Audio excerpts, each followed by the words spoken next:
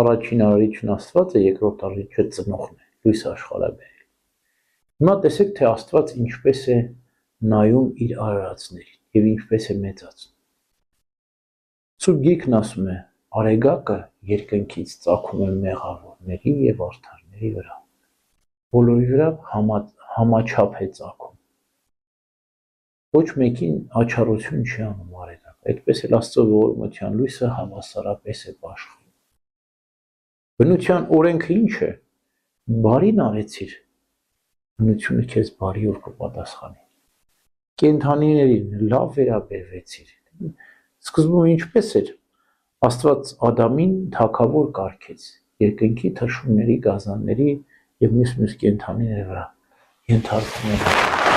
Բայց երբ որ Ադամը ենթարկվեց Աստծուն, պատվանը խախտեց,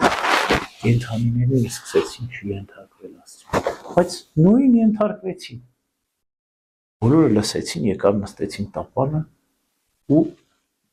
այնտեղ 1 տարի գրեթե մնացին։ Բոլոր գազանները, կենդանիները, թռչունները, սողունները։ Այսինքն, երբ որ մենք ենթարկվում ենք արարչին, անգամ գազաններն ու կենդանիներն են Դանիելին ենթարկվեցին։ Գուբում 6 օր սոված էին մնացել առիթները, բայց Դանիելին չգիրան։ Ասեցին մի քիչ սպասեք, հեսա Դանիելին դատապարտողները գալիս են, լավ կուտեք։ Եվ այդպես էլ եղավ։ Դանիելը մնաց գուբում, Դանիելին դատապարտողներին գցեցին, հոշոտեցին, որտեղ նրանք Աստծո դեմ են։ Հիմա ինչու մեզ բոլորն ասում։ Երբ որ մենք Աստծո պատվիրաններին հնազանդվում ենք եւ աստվածային պատվիրանների համաձայն ենք մենք երեխաներին կրթում դաստիարակում, մտածում ենք ոչ թե իրանց մարմնի փափկակեցության, միայն հագուստի ու կերակուրի մասին, այլ իրենց կրթության, դաստիարակության եւ ամենակարևորը հոգու փրկության մասին ենք մտածում։ Այն ժամանակ մենք շահում ենք։ Սողոմոն իմաստունն ասում է. խնայիր քո երեխային, ասում է, եւ հետո վաղը դու ամոթանք ես ստանալու։ Խնայիր քո երեխային, փափուկ նեցացրու, հա, երեստուր, վաղը դու ամոթանք ես ստանալու, ամաչելվես իր համար։ Քո գավազանը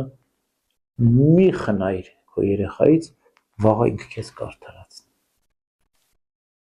Իմաստուն ձևով մենք պետք է մեր կրթենք դաստիարակին, այնպես ինչպես արարիչը, մենք էլ արարիչ ենք ծնում։ Մենք պետք է այնպես երեխային դաստիարակենք, որ ինքը իմանա, որ առանձնահատուկ չի ինքը, միակը չի։ Իրան նման շատ երեխաներ կան այս աշխարհում։ Ինքը բոլորի նման մեկն է, ոչ շատ բարձր, ոչ շատ ցածր։ Չին, այնպես ինչպես արարիչը բոլորին նույն աչքով է նայում։ Բոլորի վրա արեգակը ծագեցնում։ Եվ հատկապես ծնողներն էլ նույն կերպ վարվեն իրենց բոլոր երեխաների հետ, հա։ Այսինքն երբեք աչառություն չպետք է դնեն երեխաների միջև։ Եվ երբեմն ես հարցնում եմ, ասում եմ, տեսեք, դուք Աստված ինչպես է սիրում մարդկանց, հավասարաչափ է սիրում, չէ՞ մարդկանց։ Այդպես էլ դու պատրաստ եք ուրիշ երեխային էլ սիրելու խնամք տանելու, ինչպես ձեր երեխային։ Այն ժամանակ քո խնամքը քո երեխային արդարացված կլինի։ Բայց եթե դու միայն քոնին ես խնամք տանող, արարչի նման չես նայում, չես օգնում հնարավորության դեպքում ուրիշ կարեկավին, այն ժամանակ արդարացված չի լինում քո սերը։ Եվ ամենակարևորը ծնողը երեխայի համար լինի Աստծո նման։ Աստված երեխայի գիտակցության մեջ ինչպիսին է, արդար է, սուրբ է, մաքուր է, հա։ Որտեղ մենք երեխաների պարզ հասարակ հարցերին չենք կարողանում պատասխան գտնել, բայց չէ՞ Աստված իրենց պատասխան կտար, չէ՞։ Երբ որ Քրիստոսի մոտ երեխաներ են բերում, առաքյալներն ասում են, տարիքին նրանք ինչ են հասկանում։ Քրիստոս ասում է, ոչ, նրանց բերեք,